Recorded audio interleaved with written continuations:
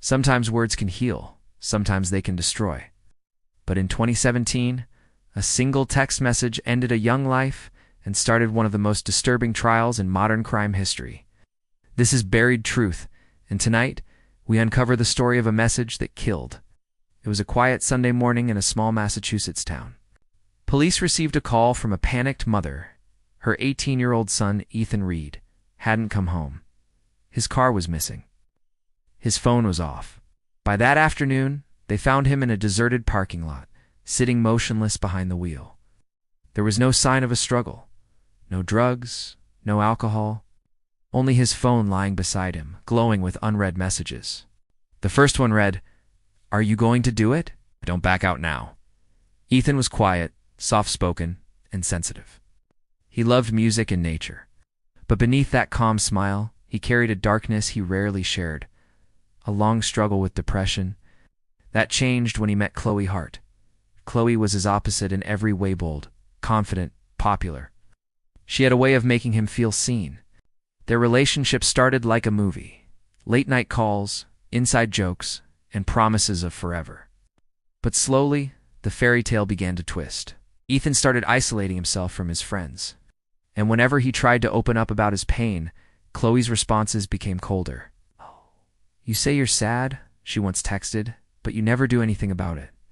Over the months, Ethan became more withdrawn. Chloe started playing with his emotions, one day telling him she loved him, the next day threatening to leave. When Ethan confessed that he didn't see a reason to live anymore, she didn't call for help. Instead, she began to push him toward the edge. "If you really loved me," one message said, "you'd stop talking and just do it." To Ethan, those words were confusing, perhaps even loving, in a twisted way. He thought she was testing him, that she wanted to know he cared.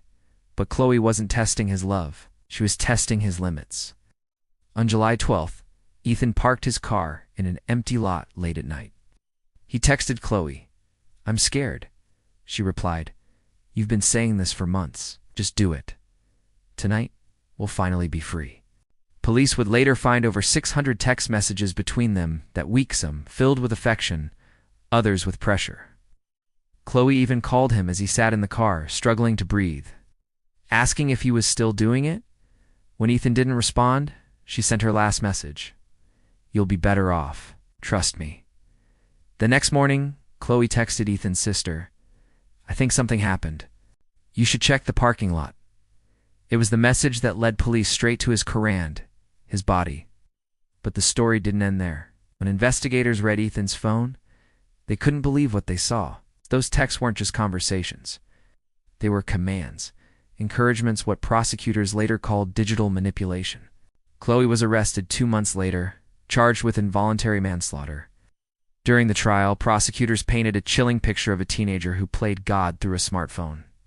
They read her messages aloud in court. "Everyone would be better off without you. Stop making excuses. Just get back in the car." Witnesses testified that Chloe craved attention and wanted to be known as the grieving girlfriend.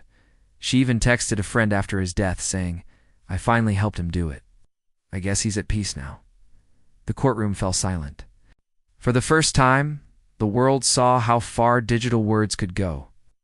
Chloe's defense argued that she never meant for Ethan to die, claiming she suffered from mental illness herself. But the evidence told a different story.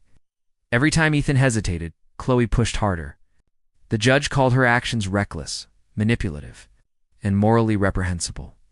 She was found guilty and sentenced to 15 months in prison. For Ethan's parents, no sentence would ever feel like enough. At his memorial, his mother said, "He was a beautiful soul. He just needed someone to listen, not someone to push him away." Today, this case is studied in law schools and psychology programs worldwide. It forced a terrifying question into the public view.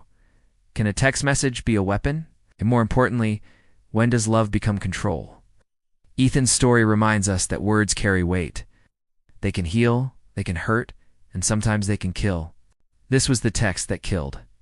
I'm your narrator, and this is Buried Truth. Because even in silence, the truth still speaks. If you or someone you know is struggling, please know that help is available. We'll leave resources in the description below.